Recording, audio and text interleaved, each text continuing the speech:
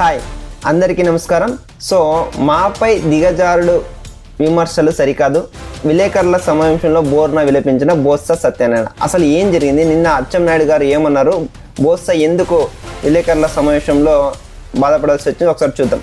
So స్వార్థ రాజకీయాల కోసం వైఎస్ఆర్ రాజశేఖర రెడ్డి పేరు తీసుకోవడం సరికాదని శాసన మండలి ప్రతిపక్ష నేత ఎమ్మెల్సీ బొత్స సత్యనారాయణ మండిపడ్డారు.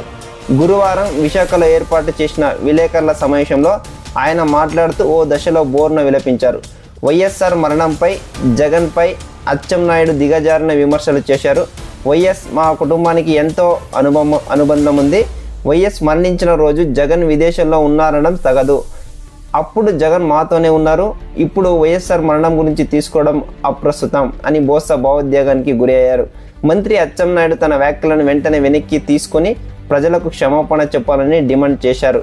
జగన్ సూచించిన మావిగన్ సమాధానం చెప్పలేని తేదప డైవర్షన్ రాజకీయాలు చేస్తుందని విమర్శించారు. యాక్చువల్లీ అచ్చెన్నాయుడు ఏమన్నారంటే, సో జగన్ ఇతర దేశాల్లో ఉన్నాడు అంటే 2019లో వైఎస్ రాజశేఖర రెడ్డి మరణించినప్పుడు జగన్ ఇండియాలోనే ఉన్నారు, వేరే రాష్ట్రంలో ఉన్నారు. కానీ ఇక్కడ బొత్స సత్యనారాయణ ఏం చెప్తున్నారంటే విదేశాల్లో ఉన్నారు అని ఆరోపించారని చెప్పారు. అది రేఖ. ఇంతకీ అచ్చెన్నాయుడు గారు ఏమన్నారో ఒకసారి చూద్దాం. సో వైఎస్ రాజశేఖర రెడ్డి మరణానికి ఆయన కుమారుడు జగన్మోహన్ రెడ్డే కారణమని అనుమానాలు వ్యక్తమవుతున్నాయని వ్యవసాయ శాఖ మంత్రి అచ్చెన్నాయుడు ఆరోపించారు. జగన్ నైజం చూస్తుంటే అప్పట్లో బొత్స సత్యనారాయణ చేసిన వ్యాఖ్యలు నిజమేనని అనిపిస్తున్నాయన్నారు. రాజశేఖర రెడ్డి మృతి, అదేవిధంగా వైఎస్ వివేకానంద రెడ్డి హత్యతో లబ్ధి పొందిన ఏకైక వ్యక్తి జగనేనని విమర్శించారు. సచివాలయంలో ఆయన ఒక విలేకరుల సమావేశం నిర్వహించారు. ఆ విలేకరుల సమావేశంలో ఈయన ఈ విధంగా ఆరోపించారు. అయితే జగన్ తన తండ్రి వైఎస్ఆర్ను మానసిక క్షోభానికి గురి చేశారు. రాష్ట్రానికి సీఎం కావాలని లక్ష్యంగా పెట్టుకున్నారు. రాజశేఖర రెడ్డి సీఎంగా ఉంటే జగన్ సీఎం కాలేరని అందరికీ తెలుసు.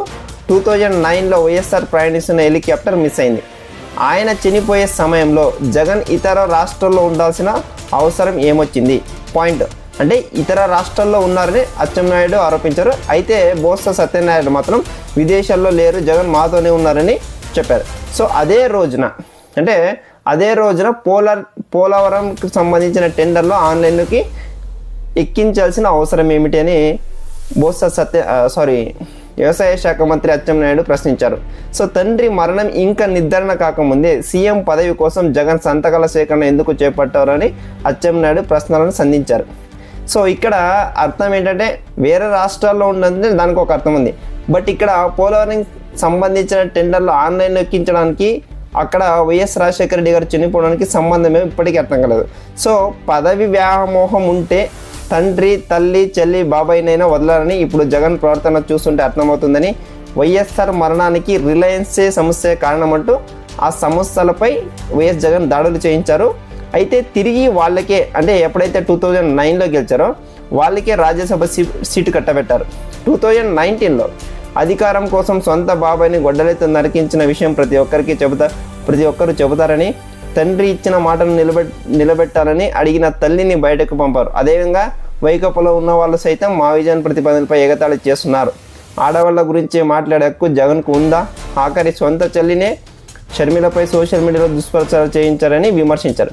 ఇది అచ్చెన్నాయుడు గారు సచివాలయంలో ఒక సమావేశం నిర్వహించి ఆరోపించిన విషయాలు.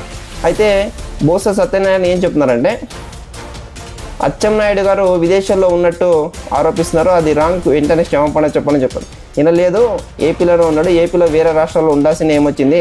అదే రోజున పోలవరానికి సంబంధించిన టెండర్లు ఎందుకు ఆన్లైన్ ఎక్కించారు? ఇక్కడ ఓకే, వేరే రాష్ట్రంలో ఉన్నారంటే ఏదో రాజకీయంగా అర్థం తీసుకోవచ్చు, కానీ పోలవరం సంబంధించిన టెండర్లను ఆన్లైన్ ఎక్కించడానికి అక్కడ రాజశేఖర రెడ్డి చనిపోవడానికి లింక్ ఏమో అర్థం కాలేదు.